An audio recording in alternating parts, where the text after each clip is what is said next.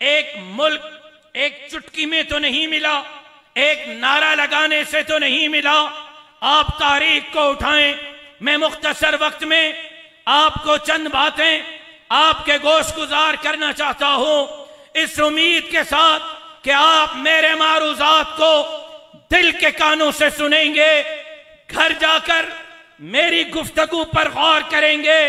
अगर मेरी बातें आपको मुनासिब लगे कबूल करेंगे, अगर मुनासिब न लगे एक ख्वाब समझकर छोड़ दीजिएगा, लेकिन सुने जरूर, गौर जरूर करें।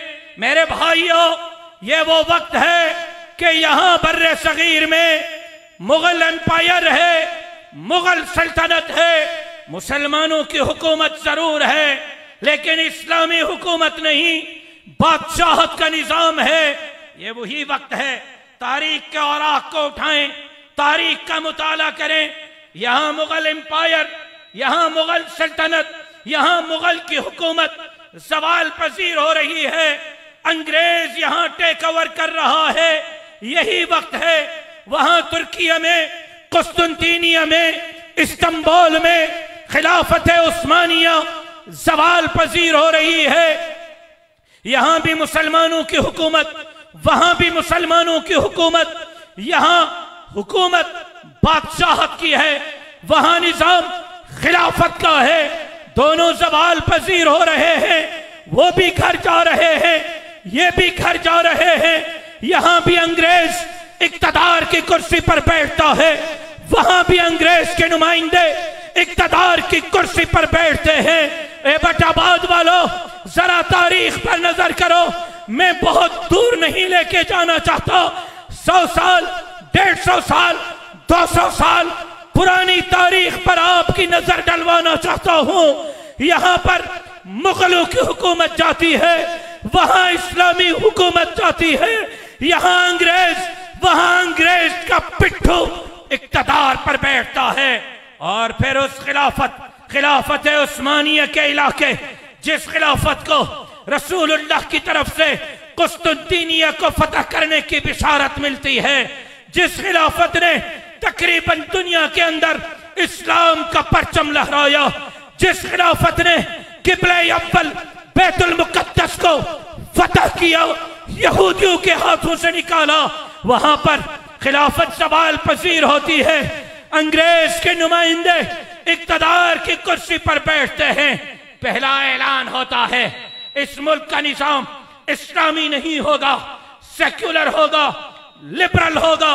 मुल्क का निजाम बदल जाता है, इस्लाम की जगह सेक्युलर आइन, लिबरल आइन आता है।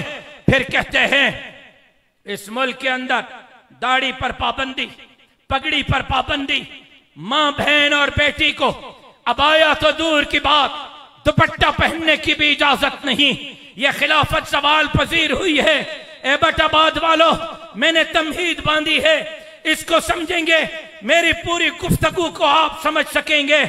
दाढ़ी पर पाबंदी, पगड़ी पर पाबंदी, अबाए पर पाबंदी, दुपट्टे पर पाबंदी, मस्जिद का ताला लगाया जाता है, अजान नहीं होगी, नमाज नहीं होगी, कुरान पर पाबंदी।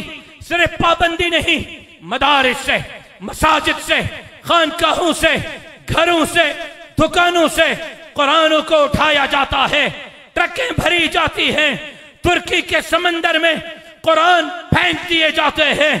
दाढ़ी पर भी पाबंदी, पगड़ी पर भी पाबंदी, दुपट्टे पर भी पाबंदी, मस्जिद पर भी पाबंदी, मदरसे पर भी पाबंदी, कुरान पर भी पाबंदी लगा दी जाती है। तारीख उठाएं, तारीख का मुताला करें। वक्त के मुजद्दिद ने, वक्त के अब्दाल ने, वक्त के शेखुल हदीस ने, वक्त के मुफक्किर ने, वक्त के इमाम ने अपने सर से पगड़ी उतार दी, अपने चेहरे से दाढ़ी मुंडवा दी। शेखुल हदीस के बीवी ने दुपट्टा तो उतार दिया, अबाया तो उतार दिया, घर से कुरान निकालने पर भी मजबूर हो गई।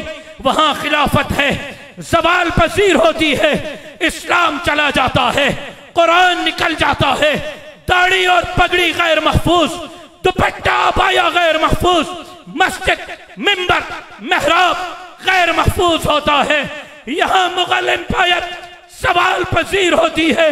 हाँ, अंग्रेज यहां तख्ते पर बैठता है, लेकिन दाढ़ी भी सलामत, पगड़ी भी सलामत, मस्जिद भी सलामत, मिंबर भी सलामत, मेहराब भी सलामत।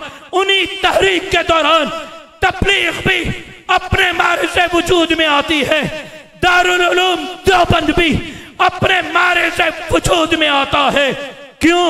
उसकी बुनियादी वजह यह थी, वहां के उलमा ने तकरीर तो संभाली, तसनीफ तो संभाली, तहरीर तो संभाली, तदरीस तो संभाली, लेकिन वहां के उलमा ने, खिलाफत के जमाने के उलमा ने तकरीर तो संभाली, तदरीस तो संभाली, तहरीर तो संभाली, तकरीर तो संभाली, सब कुछ संभाल लिया, लेकिन उन्होंने सियासी मैदान संभाला, सियासत का मैदान भी संभाला। आप हजरत नानोतवी से तारीख को उठाएं, हजरत शेखुल हिंद से उठाएं, हजरत शाह वलीउल्लाह मुहद्दिस देहलवी से उठाएं, हजरत शाह अब्दुल गनी से उठाएं, हजरत शाह अब्दुल अजीज से उठाएं, आप तारीख के औराक को उठाएं, आप मुफक्किर इस्लाम मौलाना मुफ्ती महमूद तक, मौलाना फजलुर रहमान तक उठाएं। हमारे अकाबिर ने मदारिस की भी चौकीदारी की, मसाजिद की भी चौकीदारी की, दावत तबलीग के काम की भी चौकीदारी की, खत्म नबुव्वत के काम की भी चौकीदारी की, सियासी मैदान को भी संभाला, और ऐसा संभाला कि अंग्रेज के खिलाफ लड़े, इतना लड़े कि जीटी रोड के हर तरफ पर मेरे मौलवी की लाश लटकी हुई थी। तेल के कढ़ाइयों में मेरे मौलवी को पकाया जाता था। मेरी माँ, बहन, बेटी की इज्जत और आबरू दांव पर लगी हुई थी, लेकिन मेरे अकाबिर पीछे नहीं हटे, लड़े, मैदान संभाला, और उनके मैदान संभालने का नतीजा ये निकला, अंग्रेज यहां से तुम दबाकर भागने पर मजबूर हुआ, और हिंदू और सिख मेरे अकाबिर के क़यादत में अंग्रेज के खिलाफ आपको लड़ते हुए मैदान में। नारे तकबीर।